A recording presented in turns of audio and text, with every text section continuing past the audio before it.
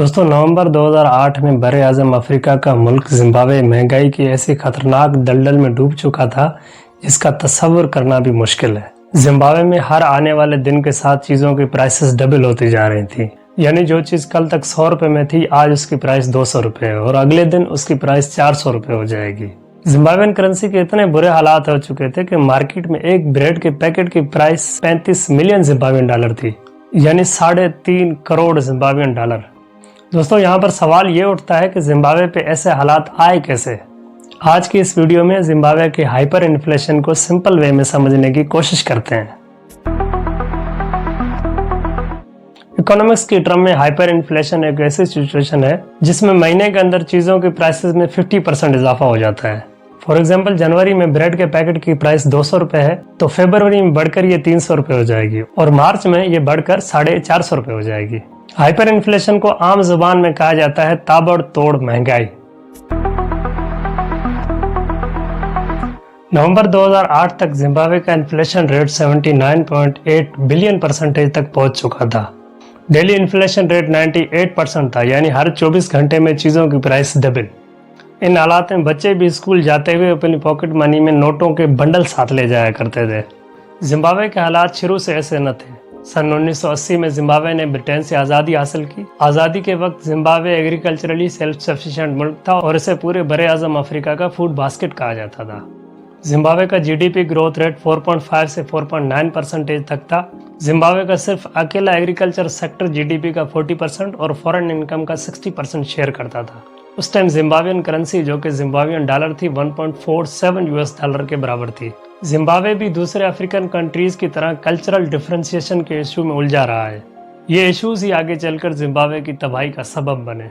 Zimbabwe की population दो communities पर मुश्तमिल है, एक ब्लैक जिम्बाब्वेन जो कि मेजॉरिटी में है और एक वाइट जिम्बाब्वेन जो कि मिनॉरिटी में है।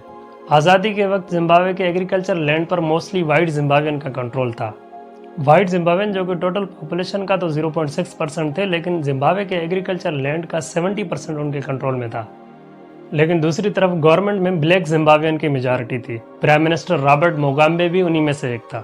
ब्लैक जिम्बाब्वेन कम्युनिटी शुरू से ही गवर्नमेंट से लैंड रिफॉर्म की डिमांड करती आ रही थी और इसी लैंड रिफॉर्म की डिमांड को एज ए वोट कार्ड इस्तेमाल करके रॉबर्ट मुगाबे बार बार गवर्नमेंट बनाते रहे। अवाम की तरफ से बार बार लैंड रिफॉर्म की डिमांड के प्रेशर में आकर गवर्नमेंट ने 1997 में आखिरकार series of land reform start किए।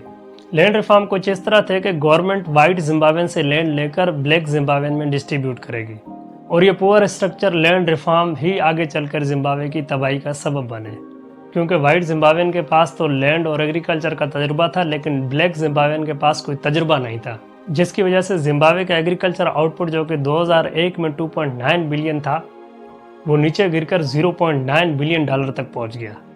जिम्बाब्वे जो एक वक्त तक एग्रीकल्चर एक्सपोर्टर मुल्क था, वो एग्रीकल्चर इंपोर्टर बन गया। मुल्क में एग्रीकल्चर सप्लाईज की शार्टेज हो गई और महंगाई बढ़ने लगी। इन लैंड रिफॉर्म्स के साथ साथ दूसरी चीज़ जो जिम्बाब्वे की इकोनॉमिक तबाही की वजह बनी, वो थी second Congo war. Second Congo war में Zimbabwe as a Congo allied लड़ा था। जिम्बाब्वे को इस वार में अपनी मिलिट्री की सप्लाईज के लिए बैरून मुल्क से कर्जे लेना पड़े, जो कर्जे भी आगे चलकर जिम्बाब्वे की इकोनॉमी पर बर्डन बने। इकोनॉमी को स्टेबलाइज करने के लिए गवर्नमेंट ने इंडस्ट्रियल आउटपुट या मैन्युफैक्चरिंग सेक्टर को बढ़ाने की बजाय उल्टा उन पर टैक्सेस बढ़ा दिए, जिसकी वजह से काफ़ी सारी इंडस्ट्रीज बंद हो गई और इन्वेस्टर जिम्बाब्वे से अपनी इन्वेस्टमेंट लेकर बाहर चले गए। जो थोड़ी बहुत इंडस्ट्री काम भी कर रही थी, तो इन टैक्सेस की वजह से उनकी प्रोडक्शन कॉस्टली होने लगी। अब इस कॉस्टली प्रोडक्शन का असर भी ऐसे पड़ा कि इन्फ्लेशन बढ़ने लगा। जिम्बाब्वे ऐसे हालात में फंस चुका था कि ना उनके पास अब कोई ऐसा सोर्स था जहाँ से पैसा जनरेट हो, तो गवर्नमेंट ने एक ऐसा अजीब किस्म का काम किया कि उन्होंने कहा कि चलो यार, पैसों की प्रिंटिंग को बढ़ा देते हैं। और इस तरह से जिम्बाब्वेन गवर्नमेंट ने अपनी इकोनॉमी को कंपनसेट करने के लिए पैसों की धड़ाधड़ प्रिंटिंग शुरू कर दी। गवर्नमेंट के इस एक्ट की वजह से जिम्बाब्वेन करेंसी का वैल्यू डॉलर के मुकाबले में डे बाय डे गिरने लगा और जब भी किसी मुल्क में उसकी करेंसी का वैल्यू डाउन होता है तो महंगाई बढ़ती है। इस एक्सेसिव प्रिंटिंग की वजह से जिम्बाब्वे में महंगाई ने एक ऐसी उड़ान पकड़ी कि आज तक उसको कंट्रोल नहीं कर पा रहे। 2001 से लेकर 2008 तक की जिम्बाब्वे की सालाना महंगाई को देखा जाए तो 2001 में जिम्बाब्वे की महंगाई 100% थी, 2003 में 600% थी, 2006 में 1280%, जुलाई 2008 में 220 मिलियन % और नवंबर 2008 में मिलियन % और दिल्ली का ये फिगर 98% पर था। जिम्बाब्वे में जैसे जैसे महंगाई का फिगर बढ़ता जाता तो गवर्नमेंट और भी स्पीड के साथ प्रिंटिंग को बढ़ा देती। ये करेंसी की प्रिंटिंग कोई 100, 200 या 500, 1000 जैसे नोटों में नहीं थी, बल्कि मिलियन, बिलियन और ट्रिलियन जैसे नोटों में थी। हद तो ये हो गई कि जिम्बाब्वे ने 2008 में दुनिया का सबसे बड़ा नोट $100 ट्रिलियन का प्रिंट कर डाला। इतनी सारी एक्सेसिव प्रिंटिंग की वजह से जिम्बाब्वेन करेंसी ऐसी डिवैल्यू हुई कि एक अमेरिकी डॉलर 300 ट्रिलियन जिम्बाब्वेन डॉलर के बराबर था। इस इन्फ्लेशन की वजह से जिम्बाब्वेन लोगों के पास मिलियन, ट्रिलियन जैसे पैसे तो आ गए, लेकिन उससे वो बेसिक चीजें भी नहीं खरीद पाते थे। एटीएम से पैसे निकलवाने के लिए उन्हें 6 से 8 घंटे लाइन में लगना पड़ता था। जिम्बाब्वे का बैंकिंग सिस्टम कोलैप्स कर गया, लोगों की सेविंग्स जाया हो गई। जिम्बाब्वे में अनएम्प्लॉयमेंट बढ़ने लगी और लोग खुद को भूखे करोड़पति कहलाने लगे। आखिरकार अप्रैल 2009 में जिम्बाब्वेन गवर्नमेंट को लोगों पर रहम आ गया। उन्होंने प्रिंटिंग बंद कर दी और जिम्बाब्वेन करेंसी को डिमोनेटाइज कर दिया। साथ ही साथ वहाँ की लोकल पॉपुलेशन को अलाउ कर दिया कि वो जिम्बाब्वेन डॉलर की बजाय यूएस डॉलर या यूरो में ट्रेड करें, जिसके बाद जाकर आवाम ने कोई सुकून का सांस उठाया। जिम्बाब्वे की गवर्नमेंट की तरफ से लिए गए बेड डिसीजन की वजह से पैदा होने वाली हाइपर इन्फ्लेशन ने जिम्बाब्वेन इकोनॉमी पे इतने बुरे असरात डाले कि आज तक मुल्क और मुल्क की आवाम उसको फेस करते आ रहे हैं। दोस्तों, अगर जिम्बाब्वे की हाइपर इन्फ्लेशन को सम अप किया जाए तो 4 मेन रीजन होते हैं जिसकी वजह से ये हाइपर इन्फ्लेशन हुई। पहला, पुअर स्ट्रक्चर लैंड रिफॉर्म, दूसरा डेब्ट, तीसरा बेड टैक्सेशन पॉलिसीज और चौथा एक्सेसिव प्रिंटिंग ऑफ मनी। दोस्तों, अगर पाकिस्तान और जिम्बाब्वे की इकोनॉमी को कंपेयर किया जाए तो काफ़ी सारी चीज़ें सिमिलर नज़र आती हैं। आज पाकिस्तान का एग्रीकल्चर सेक्टर भी जिम्बाब्वे की तरह तबाह हो रहा है।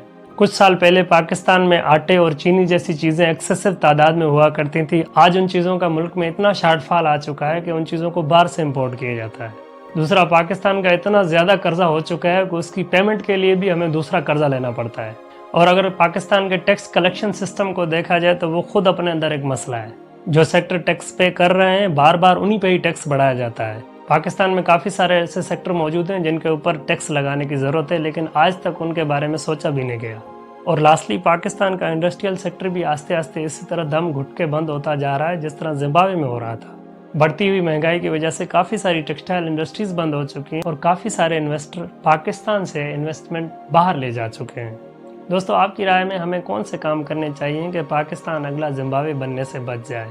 कमेंट सेक्शन में ज़रूर बताइएगा। तब तक के लिए खुदा हाफिज़।